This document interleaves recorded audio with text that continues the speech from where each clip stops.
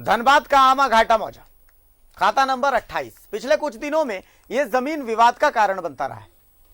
अब एक बार फिर इस जमीन को लेकर विवाद हुआ है और विवाद का कारण जमीन कारोबारी भुवनेश्वर यादव पर लगे आरोप है।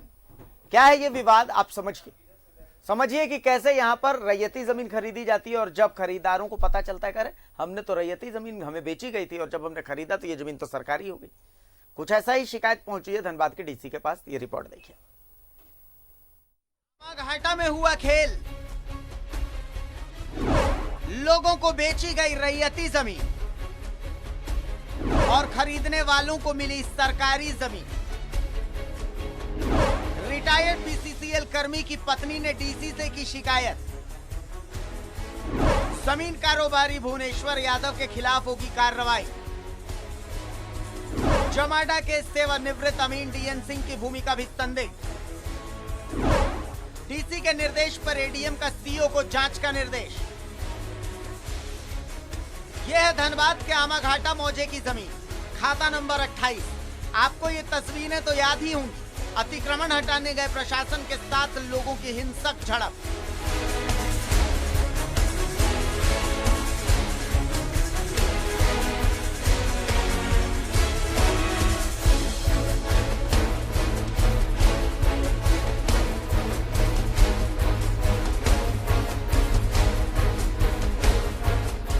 लेकिन इसी खेल में कई लोग बिल्डर्स और भूमाफियाओं के चक्कर में भी फंसे हुए हैं, जिसकी शिकायत डीसी तक पहुंची।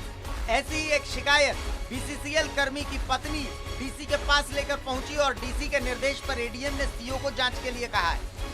कुछ लोग आए हैं और उन्होंने बताया है कि उन्होंने खरीदी तो रैयती जमीन है, परंतु कैसे उन्हें सरकारी जमीन दे दी गई है बिल्डर के द्वारा, यह कर कर की रैयती जमीन है। तो उनके आवेदन को देख करके ऐसा प्रतीत होता है कि उनको रैयती जमीन बिक्री करके और अमीन वगैरह से मिली भगत करके उनको सरकारी जमीन पे बसा दिया गया, या बोल करके कि यही तुम्हारी रैयती जमीन है। ये अपने आप में बहुत गंभीर मामला है और इसकी गहनता से जांच होनी आवश्यक है, क्योंकि अगर ये सही होता है तो इसमें बिल्डर, अमीन इत्यादि की मिली भगत से कई लोगों को ठगी का शिकार बनाया गया है। और ये भारतीय दंड संहिता जो है हमारी आईपीसी है, उसके अंदर ये क्रिमिनल ऑफेंस है, जिसके ऊपर प्राथमिकी दर्ज होनी चाहिए।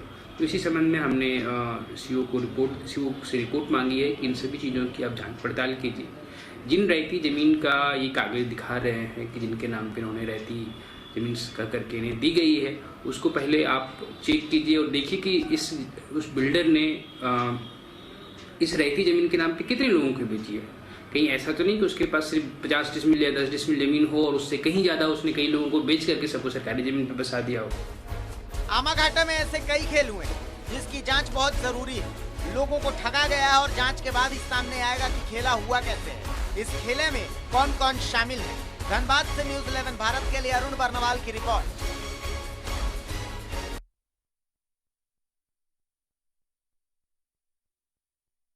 और धनबाद से अरुण बर्नवाल हमारे साथ जुड़ चुके हैं।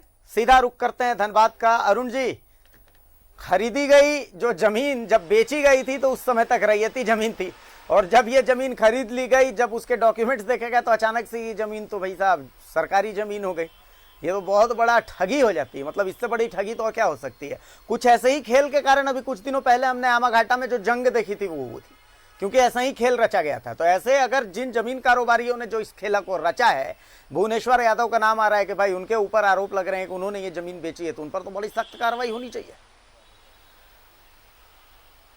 देखिए अभिषेक, जैसा आपने कहा और जैसा हम लोगों ने भी सुना भी, जो एडीएम लॉ एंड ऑर्डर ने जो जिस तरह की बात कही कि ये आमा घाटा मौजा डेली हर एक दिन जांच में कुछ न कुछ नया अपना छाप छोड़ते चला जा रहा है, और उसी का ये एक प्रमाण है जब ये बहुत बड़े यहाँ पे बिल्डर के रूप में कार्यरत हैं भुवनेश्वर यादव, जिनकी कंपनी है सहयोगी प्रॉपर्टी, और कई कॉलोनी उन्होंने बसाए हैं, कई लोगों को ज़मीन बेची है, कई भूखंड बेचे हैं। तो वो सभी जांच के दायरे में आ गए, क्योंकि स्पष्ट रूप से जो बीसीसीएल कर्मी, जो रिटायर्ड बीसीसीएल कर्मी है, उसकी पत्नी जो खुद वो एक्सपायर कर चुके हैं, उनकी पत्नी ने इस बात का दावा करते हुए डीसी को आवेदन दिया है कि जब उन्होंने खरीदी थी ज़मीन, जब उनके पति ने, उस समय भुवनेश्वर यादव ने उसे रैयती बताया था, और अब जब जांच चल रही है, जो प्रशासन की कार्रवाई हो रही है, उसमें उनकी ज़मीन को सरकारी बताया जा रहा है। तो इस तरह सीधा सीधा ठगी करने का ही मामला भुवनेश्वर यादव के खिलाफ आ रहा है। और इसमें एक जो रिटायर्ड अमीन है, जो जमाडा का अमीन है डीएन सिंह, उसकी भी भूमिका को प्रशासनिक पदाधिकारियों ने संदिग्ध पाया है और इसकी तत्काल जांच का निर्देश सीओ को दिया है। और उसके अलावे जो भुवनेश्वर यादव की जितनी प्रॉपर्टी बेची गई है और इस तरह के जो भी और उनके पास के जितनी ज़मीन के दस्तावेज हैं वो सरकार के पास या अंचल कार्यालय के पास, उसको उपलब्ध कराने का निर्देश भी सीओ को दिया गया है। तो कहें तो ये एक बिल्डर के रूप में इस तरह का जो कारनामा ये नया नहीं है, लेकिन ये खुला है आमा घाटा मौजा में, ये एक बड़ी बात है। और इस तरह लोगों को ठगने का काम, दिखाया कुछ और जाता है, समझाया कुछ और जाता है और कब्जा कुछ और दिला दिया जाता है, उसी का ये परिणाम है। जी अब अरुण, लेकिन एक बात तो है, अब की बार ये ठगी वाले जितने लोग हैं ये गलत चंगुल में पड़ गए, क्योंकि धनबाद के डीसी उमाशंकर सिंह के बारे में कम से कम ये तो जाना ही जाता है कि अगर उन्होंने बीड़ा उठाया है कि आमा घाटा में दूध का दूध और पानी का पानी कर देंगे, तो अब की बार लोग बचने वाले नहीं। अब की बार लोगों का बचना थोड़ा मुश्किल है, जितना मैं उमाशंकर सिंह जी को समझ सकता हूँ, डीसी को समझ सकता हूँ।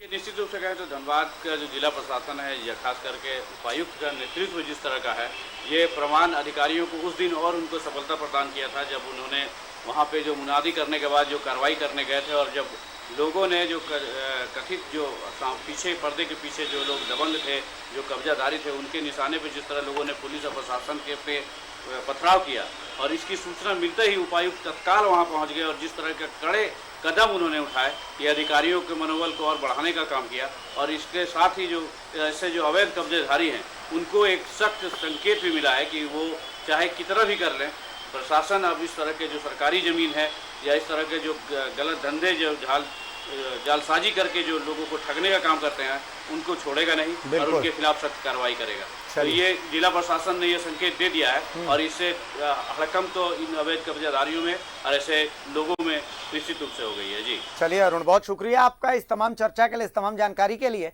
आगे भी आप नजर बनाए रखिए कि प्रशासन की तरफ से क्या कुछ कार्रवाई की जाती है, क्योंकि इस मामले का सामने आना बहुत जरूरी है।